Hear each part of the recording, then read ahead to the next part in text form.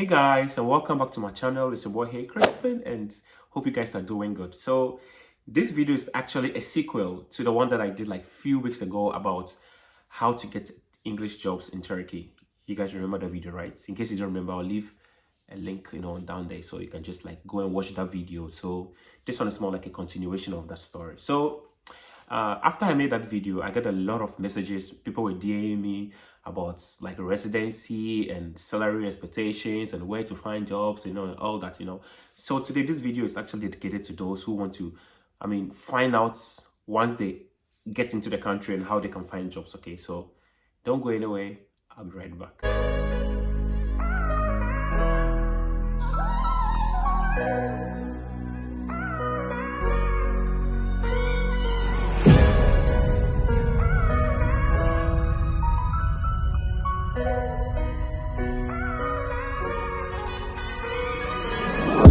Okay guys, welcome back. If you just tuned in, this is the Crispin Show. Of course, if you're new to my channel, please don't forget to subscribe, like and share. And the new ones, please also subscribe and share, and tell your friends and family. I read your questions. I tried to answer some of you, but I think the questions were just coming in from Facebook, from Snapchat, from Instagram, so this video is for you guys. So let's just jump right into it. The number one thing that I wanted to say is that definitely I got this question. Somebody was asking me this question that how can I find teaching jobs? Okay, now bear in mind I left Turkey like 4 years ago. So probably some of the things have actually changed, but trust me, to get an English job in Turkey is still possible. It is still possible. With the corona thing, probably things might be a little bit changed or something like that, but I still think that there's still a way. These days, it's actually very easy. Now, just go on Facebook, okay, and look for any English jobs in Istanbul. There are a lot of them scattered all over on Facebook. Just go on Facebook, try to join groups, expert groups in Istanbul especially. And I could tell you that out of the I could say 70% of the people, like the foreigners in Turkey, are all teachers.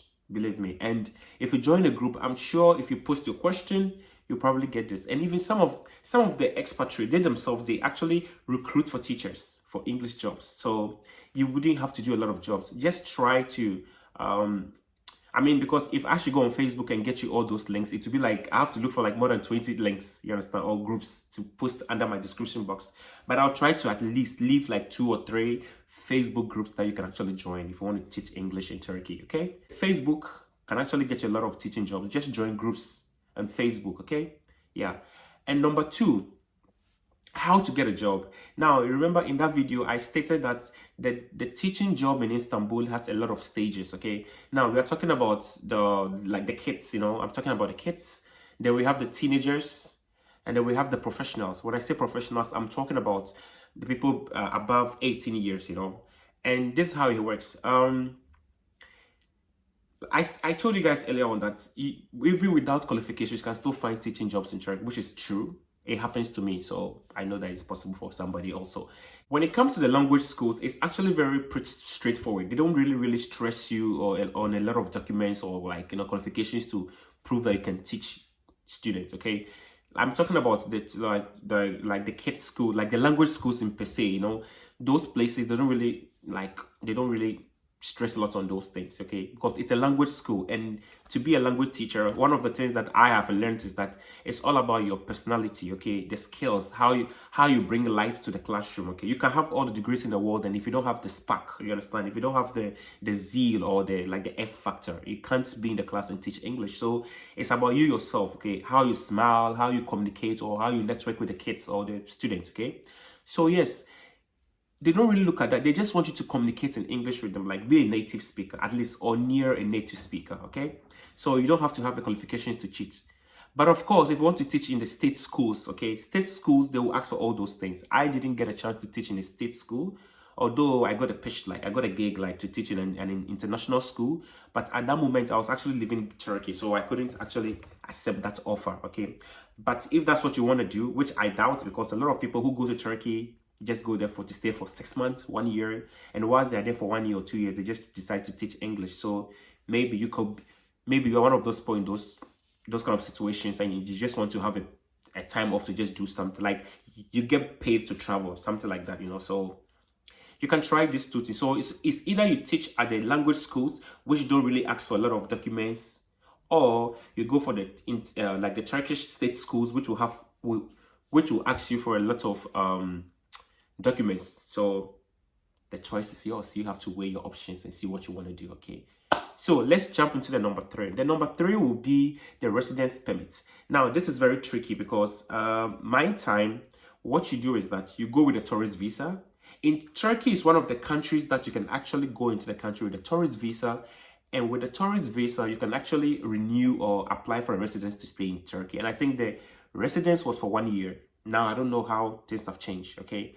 So basically what they do is that you go to the country, you register at the police station. I think after the first 7 days of your arrival at the police station, they'll give you all the informations, okay?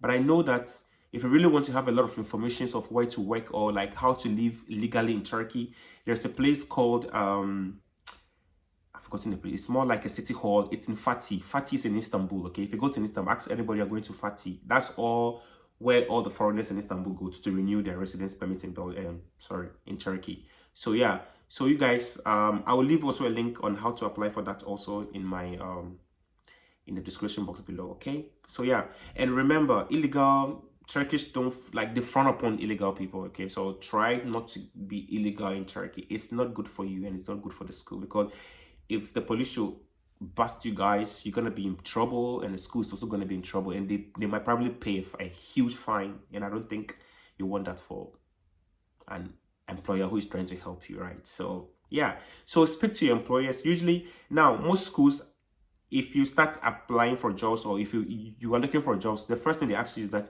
are you able to work? Do you have a working permit? So from there you can actually discuss with them.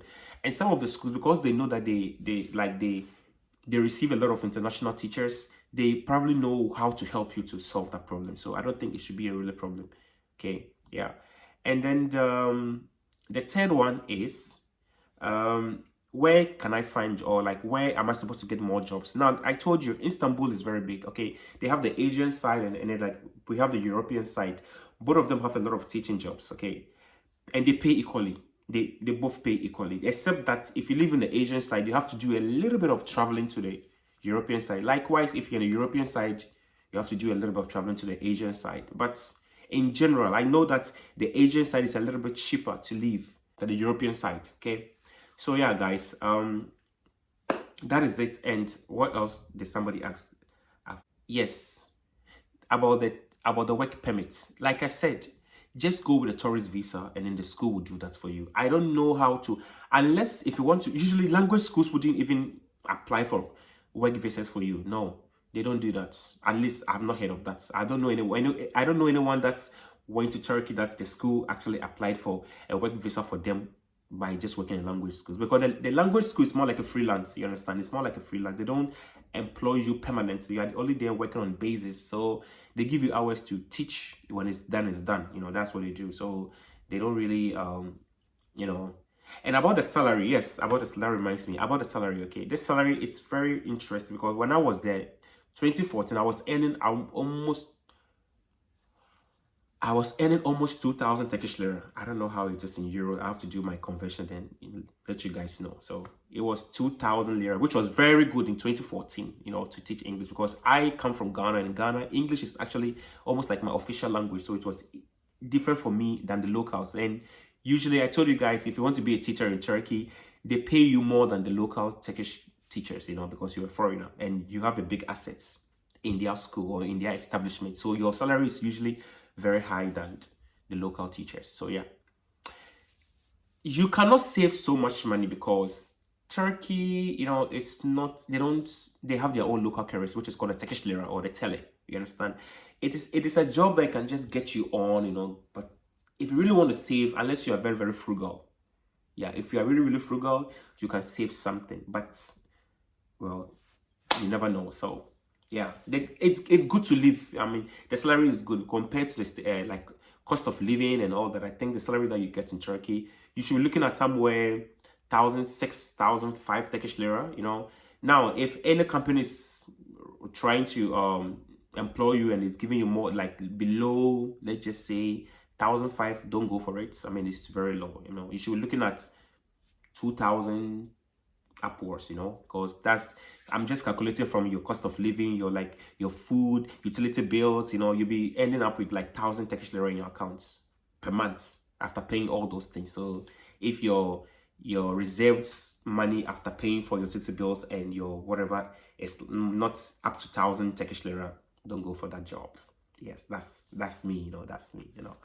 And yes, the last one I would like to touch on is that with the jobs, it comes with yourself, and just go into the classroom and then showcase your talent and try to be a little bit funny. Don't be too serious with the students. Just be yourself. And right now with the COVID, a lot of students are looking for English teachers, because you know why? Because most of them are running away to European countries and whatever. Like, they want to travel because of the pandemic, as in pandemic. So a lot of them are leaving Turkey now. So there's a lot of teaching jobs, and like, English is actually very high in demand right now. So you guys, if you really want to go to Turkey, this is the time that you guys should have to just run to Turkey. All right, I just came to make this very short and just, do my stuff. So I love you guys. And of course, this is Crispin channel. Hey Crispin, of course, don't forget to subscribe, like, and share. And if you have any questions, please leave it down in the comment section. I will try to answer it. Hopefully, if it's too much, I'll have to make a video again, okay? I love you guys, and remember, it's still Corona. Drive safe and stay safe, and it's Christmas also. Just be very careful. Don't go to too much gathering places, and I love you, and take care. I am out of here. Bye.